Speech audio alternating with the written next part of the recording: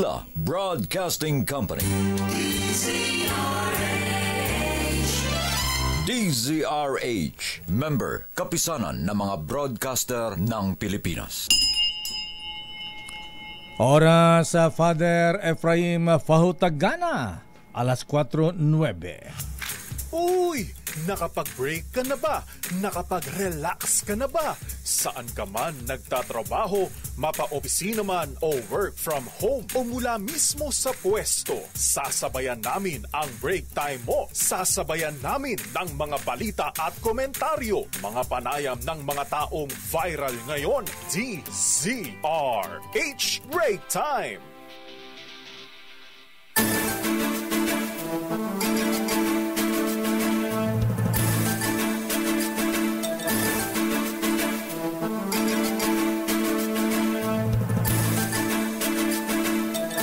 Magandang hapon, Pilipinas. Ako po si Deo Macalma. Ako naman, Thea Pecho Corpuz. At narito ang headlines ng ating mga balita ngayong araw ng Martes at 19 ng buwan ng Nobyembre. 20 lugar nasa ilalim ngayon ng state of calamity. Epekto ng nagdaang bagyong Pipito, Ophel at Nika. Pangulong BBM bumisita sa Catanduanes, inabutan ng tulong ang mga nasalanta ng bagyong Pepito. Hagupit ng tatlong bagyo. 23 katao ang kumpirmadong nasaktan, pero wala pang validated kung ilan talaga ang mga namatay. Simpleng pagdiriwang ng Kapaskuhan, panawagan ni Pangulong BBM sa mga government agency bilang pagdamay sa mga sinalanta ng kalamidad. Wala na ba tayong Christmas party? Oh. Samantala, 6.35 trillion pesos na proposed national budget sa 2025. Sinertipikahan ng Malacanang bilang urgent bill. Senator Raffy Tulfo at Senator Cynthia Villar nagkainitan sa budget hearing ng DENR. Allah. Pangalawa na yan Papatawag sa principal's office ng si Senator Raffy Tulfo nito. Samantala, face-to-face classes sa Batasan High School sa Quezon City nabulabog dahil naman sa bomb threat. Business convention sa Guimaras nabulabog, higit 200 mag-aaral na biktima ng food poisoning. Ako, malungkot na balita para sa ating mahabayang TNT sa Amerika. US President-elect Donald Trump itutuloy ang mass deportation ng mga illegal immigrants kasama na ang mga Pinoy TNTs. Pag-asa idineklara ang pagpasok ng amihan season. At ngayon sa detalye na ating mga balita. Aabot sa 20 syudad at mga bayan ang isinailalim ngayon sa state of calamity dahil sa pagsalanta ng bagyong Pipito, Ophel at Nika. Ayon sa NDRRMC, pinakamarami ang nagdeklara sa Cordillera Region, sinundan na malugar sa Region 2 at Central Luzon. Lalo na ang buong probinsya ng Quirino, 2 bayan sa Isabela, Dilasag sa Aurora, buong Mountain Province, at bayan na Aguinaldo sa Ifugao. Sa kasalukuyan ay wala pang inireport ng NDRRMC na namatay. Meron na yung 7 natabunan ng landslide dyan sa Vizcaya, di ba? But huli yata sa delayed masyado ang NDRRMC, ha? Pero umabot na sa 1.8 milyong katao o halos 500,000 pamilya ang naapektuhan ng nakalipas na mga bagyo, kasama na ang mga nawalan ng tahanan dyan sa Catanduanes. Samantala, nakapaghatid na ng paunang tulong ang Philippine Air Force sa probinsya ng Catanduanes. Matatandaang ito ang unang probinsyang hinagupit ng bagyong Pepito. Ayon kay Philippine Air Force spokesperson Colonel Bon Castillo, umabot sa 1,300 family food packs ang nailipad ng C-130 nito mula sa Mactan, Cebu patungong Virac. Gayon din nagsagawa na ng rapid damage assessment at needs analysis ang Black Hawk helicopter ng hukbong himpapawid sa buong isla. Sa pamamagitan nito, maaaral umano ng gobyerno kung saan pwedeng targetin ang susunod na tulong. Samantala, dinalaw at personal na nagabot ng tulong ang Pangulong Ferdinand Bongbong Marcos Jr. sa biktima ng Super Typhoon Pepito sa probinsya ng Catanduanes. Sa ginanap ng pamahagi ng ayuda kanina umaga sa Virac Sports Complex, personal ding nakiramay ang Pangulo sa libu-libong mga residente na lubhang sinalanta ng bagyo.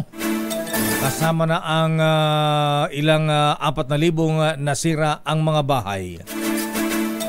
Ipinagkaloob ng Pangulong Marcos ang tulong pinansyal mula sa pamahalaan na nagkakalaga ng 50 million pesos at ito inabot kay Catanduanes Governor Joseph Cua. Habang namigay din ng food packs ang DSWD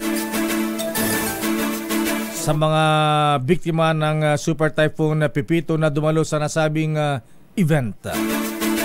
Bago ang programa ay nagsagawa pa ang Pangulo ng aerial inspection sa buong probinsya ng Catanduanes upang masuri ang lawak ng pinsalang dulot ng bagyong Pepito. Samantala, na-validate na ng National Disaster Risk Reduction and Management Council o NDRRMC ang 23 mula sa 25 na napaulat na nasaktan sa pananalasa ng 3 magkakasunod na bagyo sa bansa. Dahil dito, batay sa 8 a.m. situational report ng ahensya, kumpirmadong nasa 23 ang sugatan mula sa pananalasa ng mga bagyong Nika, Ophel at Pepito. Naitala rin sa report na pumalo sa mahigit 1.8 milyong individual ang naapektuhan ng huling 3 bagyo. Sa naturang bilang, 453,800 at siyam ang nananatili sa mga evacuation center, habang 163,527 ang piniling manuluyan sa ibang lugar. Samantala, 20 lungsod o munisipalidad ang idineklara sa ilalim ng state of calamity, 8 sa Region 2, kasama ang Cagayan Valley, 1 sa Region 3 sa Central Luzon at 11 naman sa Cordillera Administrative Region. Samantala, nanatili pa rin bukas matapos mag-release ng tubig ang 3 dam sa Luzon matapos ang pananalasa ng bagyong Pepito. Ayon sa Pag-asa Hydrometeorology Division, mula sa 8 gate ay 5 gate na lamang ang nakabukas sa Ambuklaw Dam, 6 na gate sa Binga Dam at 4 na gates naman sa Magat Dam. Kahapon 1 gate ang nakabukas sa San Roque Dam at sarado na ngayong Martes. Narito yung nagbabala ang pag-asa ng posibleng mga pagbaha, partikular sa mga lugar na malapit sa mga dam at ilog na daraanan ng mga tubig na nanggaling sa mga naturang dam.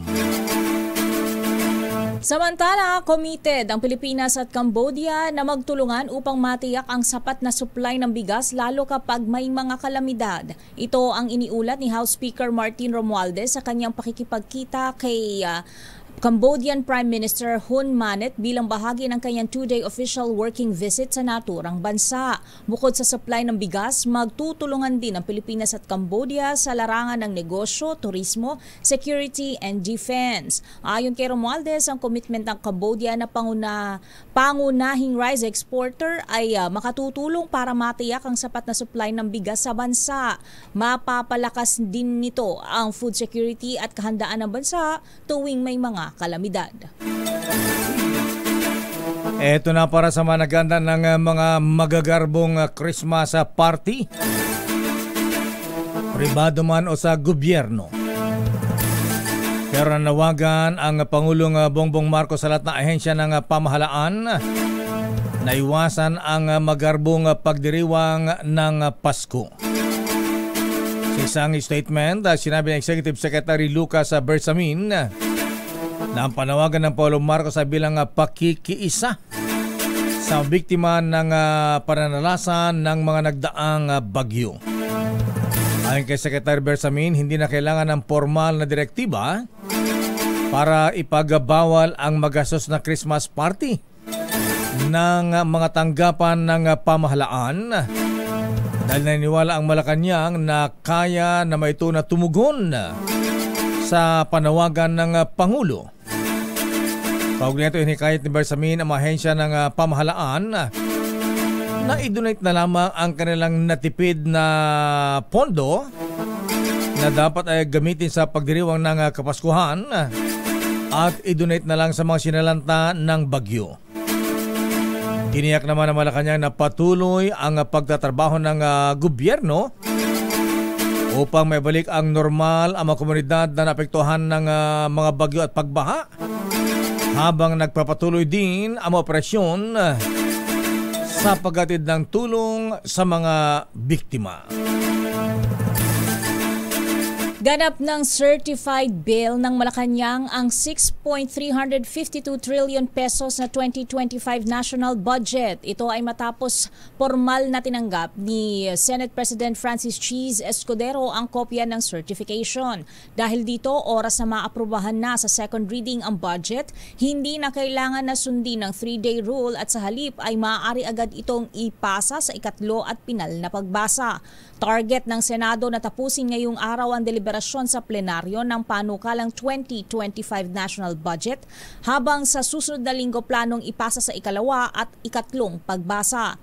Isusunod naman agad ang pagsalang nito sa Bicameral Conference Committee para i-reconcile ang mga disagreeing provisions ng Kamara de Representantes at Senado. Nais ng liderato ng Senado na malagdaan ang pambansang budget bago matapos ang taon.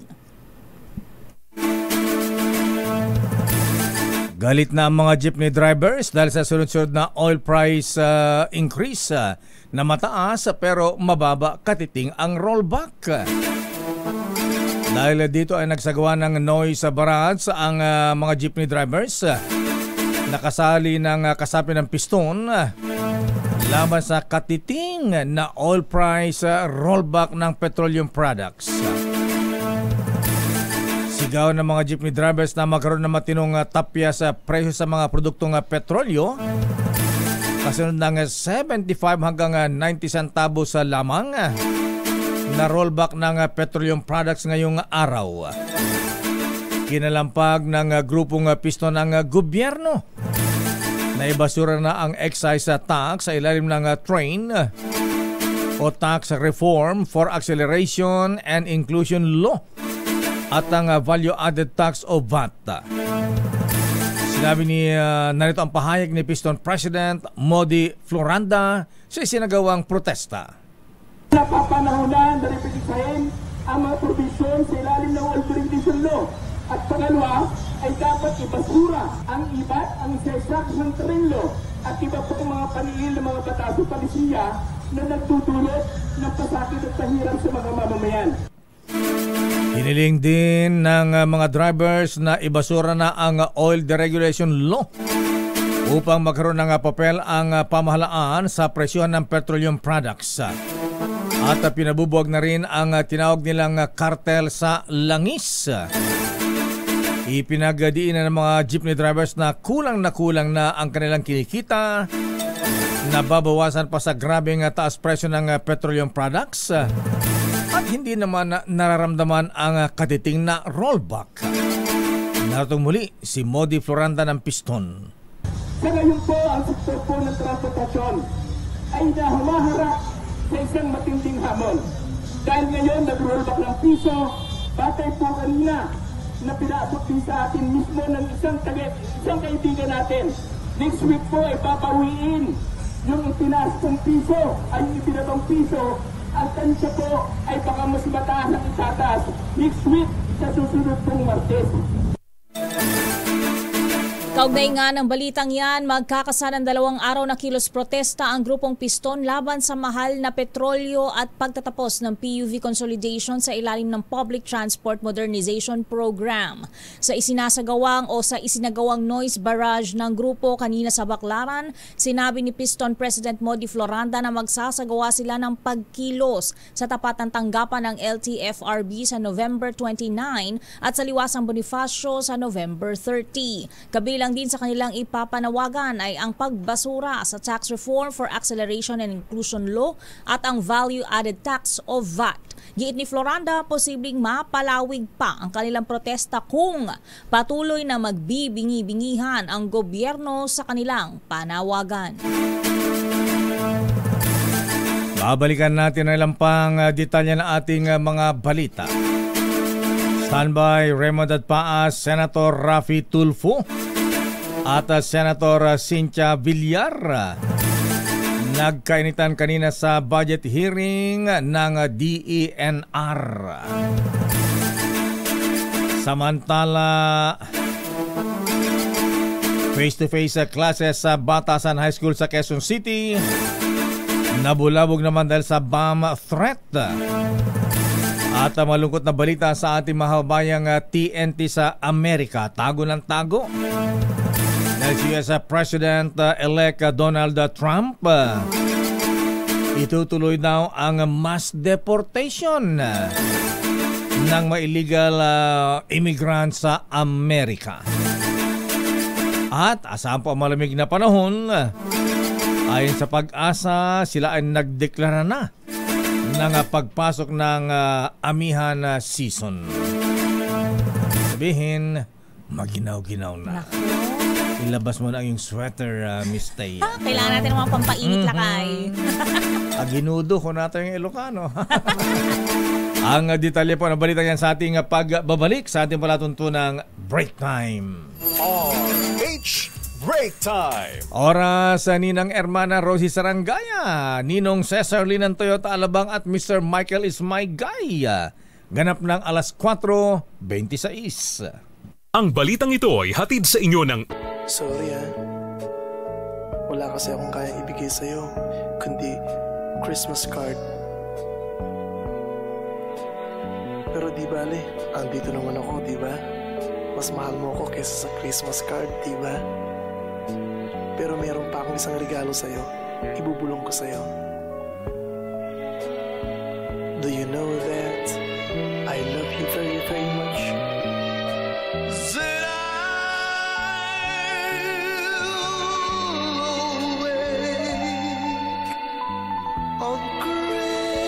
Christmas morning and find my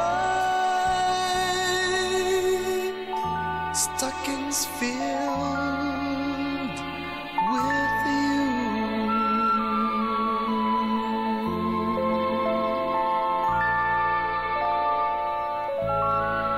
Merry Christmas, Ninang Teya. 36 days lakay. Wow, bilis-bilis na, ha? Nandiyan na sa kanto ang Pasko. Ayan, nasa SM na. Yeah. Nasa Mega Mall na. Standby sa ating mga report. Standby, Noche Kakas, Ediel Parosa, Milk Rigunan. Raymond Paas, paano nagkainitan ang maglola? Ayan. Senator Principal Cynthia Villar at Senator Idol Raffy Tulfo, ha? Standby Leta Narciso. Bira man si Senator Idol. Ba't pinatulang pa si Principal? Samantala, kinumpirma ni US President-elect Donald Trump ang kanyang planong mass deportation ng mga undocumented migrants kasama na ang mga Pinoy TNT. Naku, malungkot. Ito ang isa sa pangunahing ikinampanya ni Trump noong panahon ng eleksyon, kung saan ayusin niya ang problema ng Amerika sa nilang border sa Mexico. Sa kanyang social media platform na Truth Social, tiniyak ni Trump na handa umano siyang magdeklara ng national emergency. Kaugnay na naturang issue at humingi ng tulong mula sa military para maipatupad ang mass deportation. Ayon sa ilang opisyal, nasa mahigit kumulang 11 milyong katao ang illegal o TNT na nasa Amerika ngayon.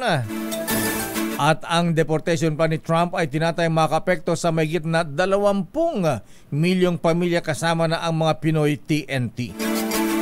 Pero alamin nga natin kung magbabago ito, apektado ang mga Pinoy TNT. Dahil ang Pangulong Ferdinand Bongbong Marcos Jr. at President-elect Donald Trump abay nagkausap daw sa telepono ngayong araw. Aba, ano ang napag-usapan Miss Let, ha? Hindi ba matadamay ating mga Pinoy TNT sa Amerika? Anong kanilang pinag-usapan? Tungkol sa TNT o tungkol sa EDCA sites, ha?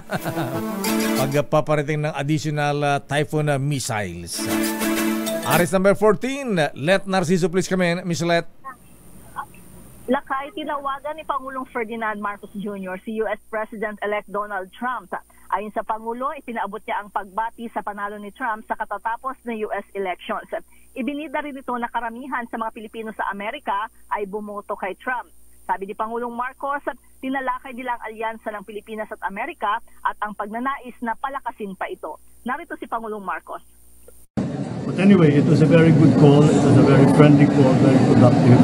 And I'm glad that I was able to do it. And I think that President-elect Trump was also happy to hear from the Philippines. Binanggit ni Pangulong Marcos na plano niyang makipagkita kay Trump kapag nasa White House na ito. Tungkol lakay dun sa tinatanong mo sa Philippine, sa issue ng mga TNT. Hindi daw nila napag-usapan yan lakay. Pero sabi ni Pangulo, inaasikaso na yan ng ating ambassador sa US. Paano inaasikaso na huwag silang pauwiin? Pauwiin na. Pauwiin na. Walang specific na binanggit kung paanong inaasikaso.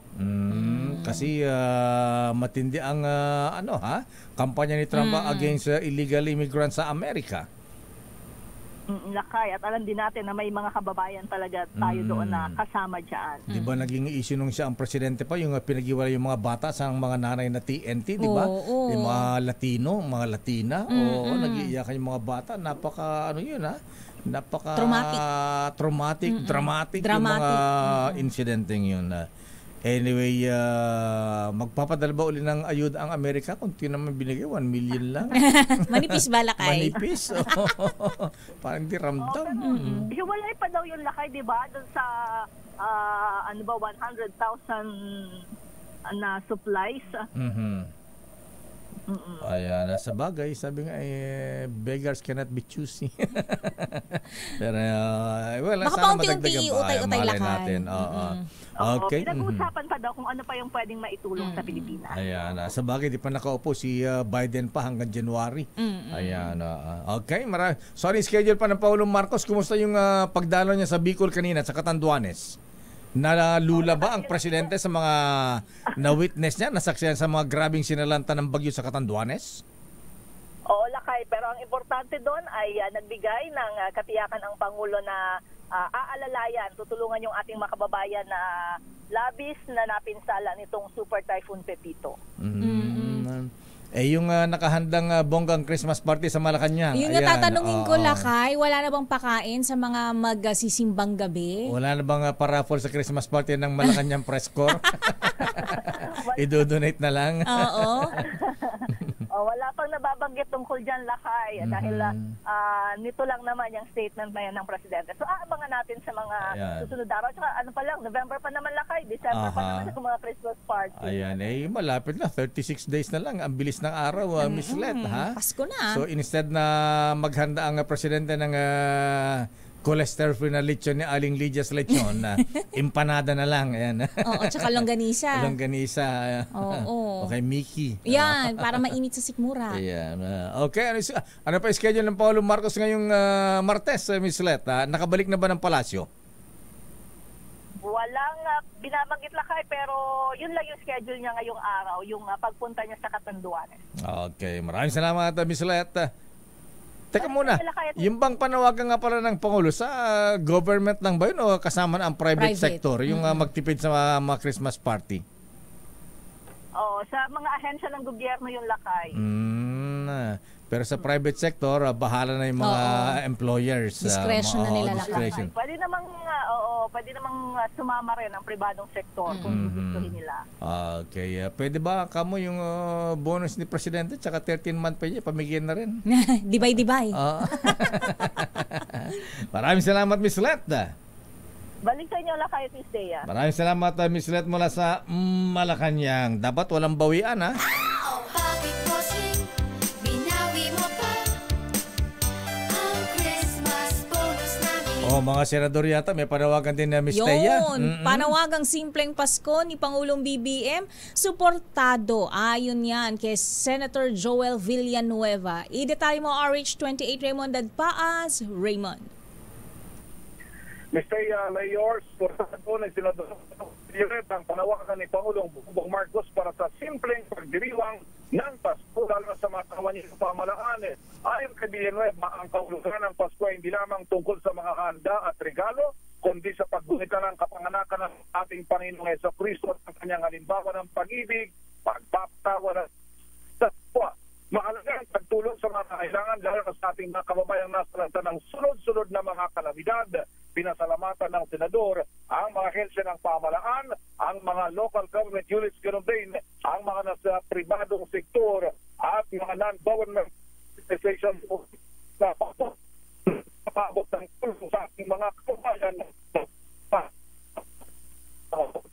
Unang ito ay nanawagan ng Malacanang para sa simpleng pagdiriwang ng Pasko sa lahat ng mga kaninang pamalaan. Hindi mo pa mga ito tulungan ng mga kababayan natin na naging biktima ng mga sunod-sunod na bagyong Christine, Leon, Marce, Nika, Oper at Pepito. Raymond. Ngayon, Mayor. Yes, Mayor. So paano yan? Walang Christmas party ang mga taga-Senado? Parang mga staff? Meron, Mayor, pero kumbaga hindi itong mga parang hindi na yung masyadong makarbo. Ang sabi nila ay gawing mas simple na lang daw. Base doon sa panawagan ni ng Pangulo para kahit pa paano yung sa hindi tulungan na lang mga kababayan na biktima ng kalamihan. Si Senate President Chis Dibatner Escudero, galante ba yan? Kasing galante ba ni Manong Johnny Ponce Enrile? May pa-bonus? Ay, si Manong Johnny, alalaki ng bonus ng mga empleyado ng Senado nung araw, nung siya ang Senate President. Wala na yata nakatapat dun sa Ilocanong Senado na sinasabi ng kuripot. Ang galante naman. Yan ang galanteng Ilocano. First time kasi, Mayor, na maranasan ng mga Senate employees under Chief Escudero Senate Presidency. Kaya titignan natin kasi mukhang yung naging standard kasi yung binanggit mo kay Senator Jackie Enrile noon. Hindi ko alam kung pero in the past years naman lalong-lalo na last year dahil medyo ito yung naramdaman na kahit paano medyo nagluwag na ang pag after ng pandemic. Mukhang masayan man sila ang mga Senate employees sa panahon ni Senate President Sumiri, pero malalaman natin kung gaano sila nagiging ang kanilang Pasko sa panahon na si Senate President Chis Escudero ang Pangulo ng Senado. Bakit nagkainitan si Senator Cynthia Villar at Senator Raffy Tulfo kanina, Raymond? Hindi ko nga alam kung ituturing mo bang na pagkakainitan yun dahil review namin muli yung take yung sagutan nila kagabi. Kagabi ba yan? Hindi kaninang umaga? Kagabi pa yan. Doon budget na yung Senator yung kung paano pinapasok ng pinra yung masumi georeserve dyan sa Lalawigan ng Rizal na yung base sa mga sumbong sa kanya napapabayaan ng pinra yung kanilang trabaho at merong nagpakita pa silang arawan doon na yung objects ng DNR nakikipagpulong doon sa mga violators sa Masong Geo Reserve. Kaya yun ang kanyang kino-question. Nagkataon na Mayo kapag ganitong panahon kasi may si Senator Cynthia Villar ang nagde-defense sa budget ng Department of Environment and Natural Resources. Okay, maraming salamat Raymond.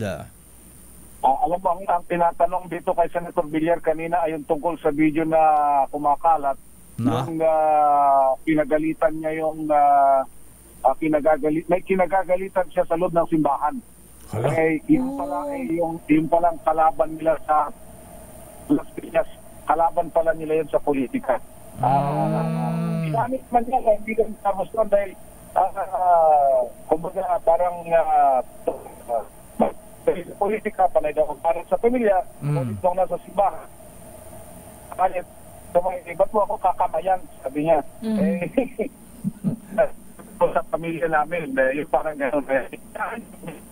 Yung video na kumakalat ngayon na hindi ko pa napanood. Panoorin nga natin. Oo nga, hanapin yan. Okay.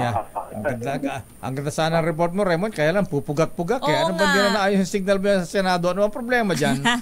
Miss Josa, ba't ganun signal natin sa Senado? Bira, matatapos ang taon, ganyan pa rin.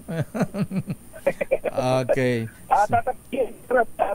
Mayor, ang budget Senate plenary debate ngayong gabi para bukas ay malamang ng sesyon ang Senado at babalik na lang sila sa susunod na linggo para sa approval sa second and third reading ng 2025 national budget. Ito sa Representative Raymond para sa generate sa una sa Pilipinas o una sa Pilipinas. Yan ang pupugak-pugak na report ni Raymond Dalpaas. Diyos ko ba naman yan? Ano nangyari sa signal nating lakay? Samantala, ito nga dahil hindi masyadong maintindihan yung ibang bahagi ng report ni Raymond.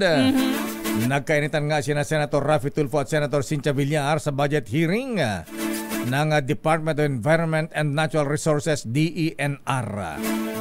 Nagsimula ang sagutan ng questioning ni Senator Tulfo ang pag-imbita ng DENR sa dalawang quarry operator sa isang event ng DENR sa Rizal sa kabila ng pagsuspindi ng kanilang permit noong pang 2022. Naman may-ari ng sibang quarry operator na yan, siguro malakas yan. Sagot naman ni Villar na sa sponsor ng panukalang budget ng ahensya, ang governor ng Rizal, governor ito ay ang Governor Inares. Ang gobernador daw ng Rizal ang nag-imbita sa mga ito at hindi ang DENR. Samantala, sinabi pa ni Tulfo na hindi man lamang naimbitahan sa programa ang Masungi Geo Reserve na isa sa mga paunahing organisasyon na nagsusulo ng conservation ng kagubatan sa bayan ng Baras, Rizal. Hindi ko pa napupuntahan yung Masungi attraction na yan. Maganda raw, Miss Thea. Oo nga, lakay. Punta natin sa susunod. Oo nga. Kaya lang sarado na yata. Depensa ni Principal Villar. Inimbitan nila ang Masungi pero hindi naman sumipot. Sabi pa ni Senator Villar na mayroong ipinadalang imbitasyon sa mga taga Masungi at nangakong bibigyan nito ng kopya si Senator Tulfo. Matahandaang napintong makansela ang kasunduan ng Masungi at DNR sa conservation na nasa 2,700 hectares na kagubatan sa Rizal dahil ito daw ay unconstitutional. Ang operasyon ng Masungi Geo Reserve. Tourist attraction yan. Tawagin natin si Manang Milky Rakay sa kanyang report. Chief of Staff ni Vice President Sara wala pang paramdam kung dadalo bukas sa hearing ng House Blue Ribbon Committee. Sino yan? Si Lopez o si Mary Grace? Galing ng States ba yun, Lakay? Kala ko si Mary Grace Piatos. Ay, oo nga, nakakagutom yung pangalan na yan. Idetalye mo ang balita, RH12, Milky Ganan. Manang Milky. Kaya at Lakay, walang paramdam hanggang sa ngayon. Si Atty. Zuleika Lopez, ang Chief of Staff ni Vice President Sara Duterte, kung dadalo bukas sa hearing ng House Committee on Good Government and Public Accountability. Ayon kay Manila Representative Joel Chua, ang chairman ng komite, hanggang ngayon walang abiso si Lopez bagamat sa impormasyon nila nakabalik na ito ng bansa noon pang November 14 mula sa Amerika. Sabi ni Chua, imbitahan nila sa susunod na hearing din ang mga kinatawan ng Philippine Statistics Authority para ma-verify kung merong totoong tao na nagngangalang Mary Grace Piatos. Sa investigasyon ng komite, kahina-hinala ang mga pirma sa acknowledgement receipts na wala namang inilabas na confidential funds. Pare-parehoan niya ang stroke o paraan ng pirma at isang tinta lang ng ballpen ang ginamit sa halos 158 na mga acknowledgement receipts. Narito si Manila Representative Joel Chua. Ang mga na-highlight po kasi doon, on top doon sa sinabi ko pa, yung mga stroke po, parang bagamat iba-iba yung pangalan, pero yung stroke kung paano pinirmahan ito, isa lang. Tapos pati po yung ballpen na ginamit, isang tinta. So kaya medyo highly suspicious po yung mga acknowledgement receipt na sinumite.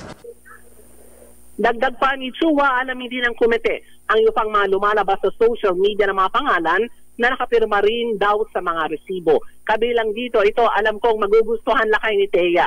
Bakit? Yung ang pangalan online, Fernando Tempura, Raimunda Jane Nova, Carlos Miguel Uwisi, at bakit iba pa. ganyan?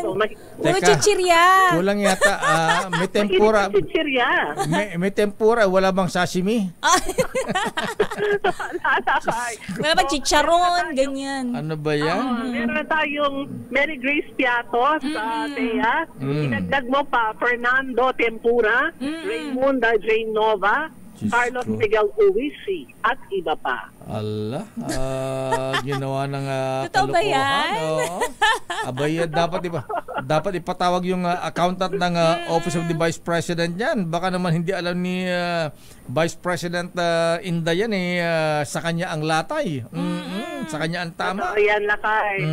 Oo. So alamin din kung talagang totoong mga tao ba ito. At ang sabi nga, ang alam nila baka lang minadali yung pagpirma doon sa mga acknowledgement receipt dahil naglabas nga ang COA ng memorandum para ipaliwanag yung pagpapalabas ng pondo sa ilalim ng confidential funds ng Office of the Vice President. Malalaman to lakay at kaya bukas at sana makadalo rin daw ang Chief of Staff ni Vice President Sara Duterte na si Attorney Zuleika Lopez. At saka patawag yung accountant ba o disbursing officer o sino ba yung gumamit ng pangalang sino si Mary Grace Piatos at saka si Fernando Tempura. Ayan. Hindi ba si Chippy yan? Oo, Chippy o kaya wala pang Chippy Bikat. Cheese girls. Oo, ala pa. Baka wala bang tawag nito? Wala bang Serge o kaya si Sweet Corn. Sweet Corn. Oo. Pala, o kaya naman Doritos. Wow, si Lace. O kaya Lace. Ayan, okay. Malalaman yung bukas lang kaya, Thea. Mahilig yata sa chichire ito. Yung Krigo na nagulat para sa DZRH, una sa Pilipinas, una sa Pilipino. Maraming salamat, Manang Milky. Mga banana Q, ayan. Fishball. Fishball. Wek-wek. Tusok-tusok. Babalikan natin lang pa mga reports. Standby Edniel Parosa. Standby Noche Cacas. Naku, may isang babaeng natagpuan. Tadtad ng saksak dyan sa Las Piñas. At kanina may report si Boy Gonzales. Yung natagpuan patay naman sa loob ng kotse. Magkababa ito, Miss Josa. Yung report ni Boy Gonzales. At saka yung, ayan, kinalimutan nyo na naman, kulang naman kayo, ha? Yung mga natin, natutulog sa pansitan ng mga ito, ha? Magkaiba lakay. Oo, yan. Pero bago ang mga report na yan, bati mo natin ng happy birthday para po sa mga nakakilala, kaibigan, kamag-anakan ni Worshipful Justice Max Alvarado de Leon ng Court of Appeals. Birthday po niya ngayon. Ayan.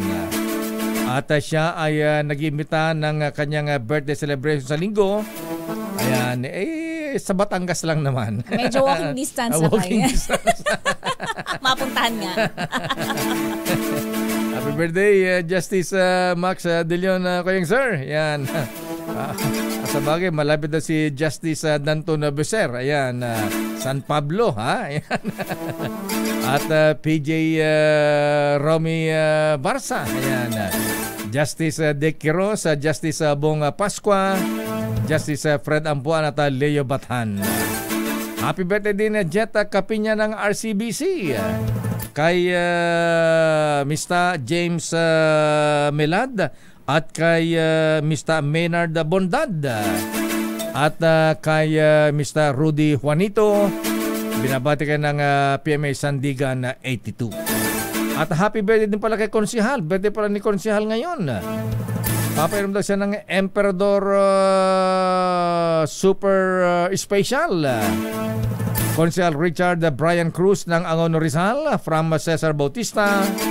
At binabati natin yung mga brethren natin sa Solana, Cagayan. Kuyang Doming de Asis.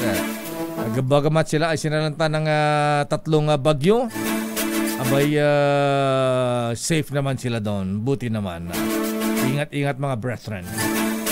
Standby Edniel, standby Noche Kakasi, standby Krista na Karag. At batin din natin si Konsehala Mafi Soler da Rosa ng Makati. Oras, Miss Thea. Kulang-kulang 4 na minuto bago mag-alas 5 ng hapon. Samantala, bago ang ilang pang mga reports, abay, kumusta po yung mga nadikitan natin ng DZRH stickers sa kanilang mga sasakyan? Ayan, mag-ready po kayo. Gandaan nyo po yung mga cellphone para sa mga nadikitan na stickers. At kayo po ay tatawagan ng ating executive producer. At kung masagot nyo ng tama ang aming tanong, kayo po ay bibigyan ng limpak-limpak na 1,000 piso. Ayan. Malutong-lutong bago imprenta mula sa Bangko Sentral. Meron ba tayong caller? Ayan. Nagpadikit na kayo. Nagpadikit si Mr. Rodel Babak. Mang Rodel, magandang hapon po. Mang Rodel. Hello. Ayan, Mang Rodel, magandang hapon. Magandang hapon din po. Ba't parang hindi magandang hapon? Parang malungkot kayo. Ayan. Malungkot ba kayo? Di naman. Di naman. Hindi naman pala. Formal lang lakay. Akala ko di pa nagmimerienda kaya matamlay ha? Ito na ang pamerienda lakay. Ito ang pamerienda, may pang emperador pa. Ayan. Anong dinikitan sa sasakyan, Mang Rodel? Anong sasakyan mo? Ano po? Tricycle. Ayan. Okay, ang tanong ko, Kuya Rodel, madali lang ha? Abay, ang tanong po natin ay si Donald Trump. Ayan. Siya po ay nanalong presidente sa Amerika katatapos na eleksyon. Ang tanong ko sa iyo ay sino ang kanyang vice-presidente? Nako. Hindi niya alam. Lakay, natense naman si Kuya Rodel sa Kuya yung Rodel, tanong. di mo alam ang tanong. Ay, sagot. Magsabi ka ng totoo kung alam mo o hindi. Hindi ko alam yan. Pareho tayo, di ko rin matandaan eh. At dahil dyan, ang tanong ko na lamang ano ang kauna-unang himpilan ng radyo sa Pilipinas? BCR. Ayun, panalo ka na dyan, Kuya Rodel Babak. Congratulations. Huwag ibaba yung cellphone at kayo ay tatawagan ni Miss Jackie O. Samantala sa ating mga reports, asan yung report ni Edniel Parosa? Ayan, Miss Thea, basa. Karagdagang assets, pandepensa sa exclusive economic zone ng Pilipinas, paparating na. Idetalye mo RH52, Edniel Parosa. Edniel. Lakay at Mistea, asahan ng masusundan pa mga modernong kapabilidad galing Amerika na maihahatid sa Pilipinas para sa exclusive economic zone ito. Yan ang sinabi ni United States Defense Secretary Lloyd Austin matapos personal na makita ang kakayahan ng T-12 unmanned surface vessel ng Philippine Navy na nakuha nito mula sa financing ng kaalyadong bansa. Sa kanyang pagbisita sa AFP Western Command sa Palawan ngayong hapon, ibinalita ni Austin na paparating pa ang karagdagang assets dahil ng T-12 sa bisa ng $500 milyong na military aid ng Estados Unidos. Nabatid na ngayon 2024 lamang na i-turn over sa hukbong dagat ang unmanned vessel na nagagamit umanong pang-monitor sa karagatan. Pakinggan natin si Secretary Austin.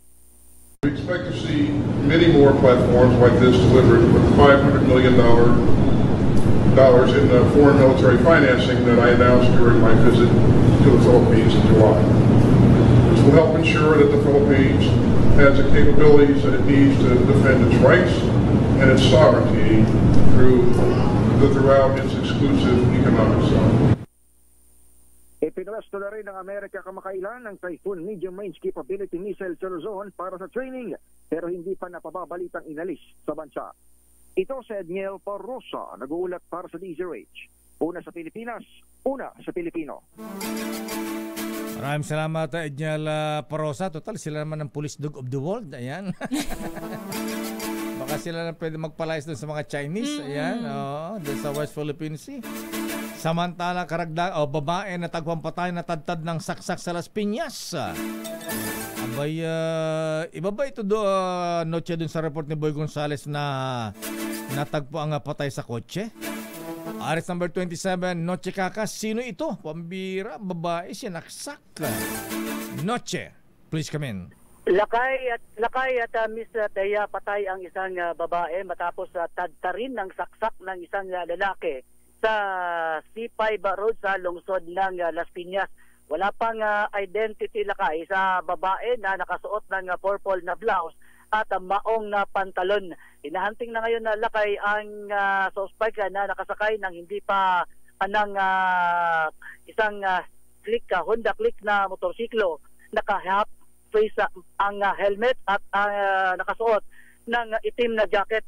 Isang security guard, Lakay, Mistea, ng isang property ang nakapansin sa babae na nakahandusay sa open field sa lugar.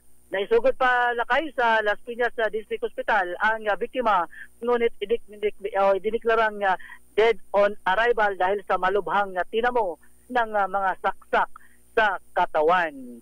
Samantala, Lakay, yung last station ngayon dito sa Dr. E. Santos Avenue, yung LRT1 Cavite Extension, ay napakaraming mga tao, Lakay, at napakaraming tumangkilik na. Gusto ko sumakay din dyan, masubukan habang bago pa.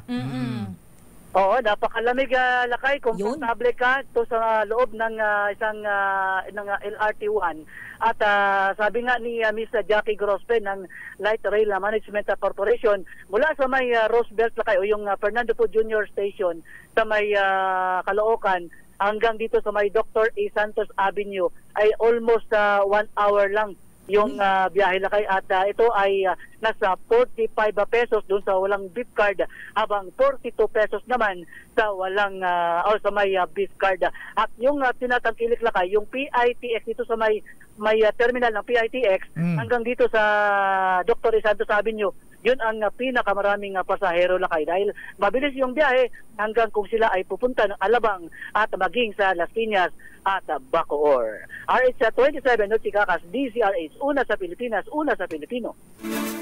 Mabagal yata kung 1 hour ang biyahe mula Fernando Po Jr. Avenue, Roosevelt, hanggang sa may sukat, Lakay. Hanggang sukat, isang oras yan. Parang sakay ka lang ng tricycle. Mas mabilis na, Lakay kumpara kung ikaw ay natatraffic sa baba. Pero parang mabagal, Anyway, natagpuan isang bangkay naman ng lalaki habang nasa loob ng isang kotse sa Abad Santos Avenue sa Tondo, Manila. Matay sa report ni Boy Gonzales sa Lacuna, ayan, kanina nga alas 6 na umaga nakita ng mga nakatambay ang biktima na nakaandusay sa loob ng sasakyan. Duguan ang biktima na may katabing kutsilyo. Ala, nag-suicide o sinaksak ito, Inimbestigahan pa ng Manila Police ang naturang insidente at pagkamatay ng lalaking sakay ng kanyang kotse. Fuel Masters, makakaharap ang Hong Kong Eastern sa pagbubukas ng PBA Commissioner's Cup. May mga taga Hong Kong kasama sa PBA Kristan. Meron bang guest team na tayo ngayon? Kristan Karag, please come in. Kristan. Harap nga ang Hong Kong Ganda na signal. Ayan na. News Center, huwag nyo nang gamitin yung linyang yan. Sablay na yan. Ba't ginagamit pa? Ayan, Diyos ko. Masakit sa tenga. Tatanggalin tulili ko. Tutuli. Tutuli. putulin na nga yan. Ayan, tapon na yan. Yung mga linya na yan. Ayoko yan. Palitan na linya sa iPhone 17. Ayan. Wala ba? Ayan. Wala pala kayo. Wala pa ha. At bago tayo, sige, bukas na mag-report si Chris ng Karag. Visit na ako. Ay, matampuhin? Ano ba yan? Pangalawa na yan Ayan, good afternoon muna kay Best Zamora at Cesar Bautista at ang mga noble sa Northeastern Solana, Cagayan. At si Gayem Lando Coloma ng Pinili, Ilocos Norte. At sabi ni Mr. Michael Ismaygay, Ninong, aban naku, mataas na naman ang palitan ng dollar, Miss Teya. Magkano lakay? Abay, ang palitan ng dollar ay 58 pesos and 81 centavos.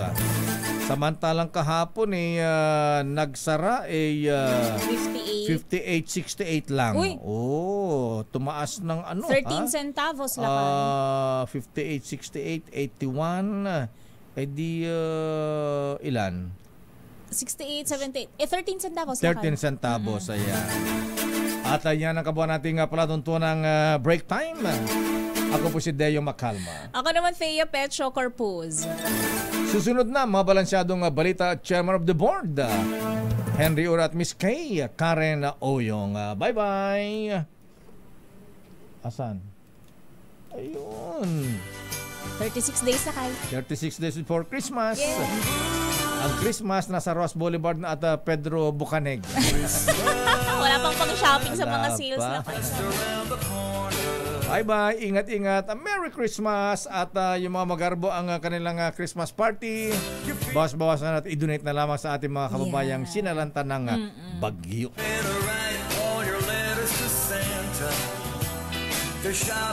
This time check is brought to you by ACS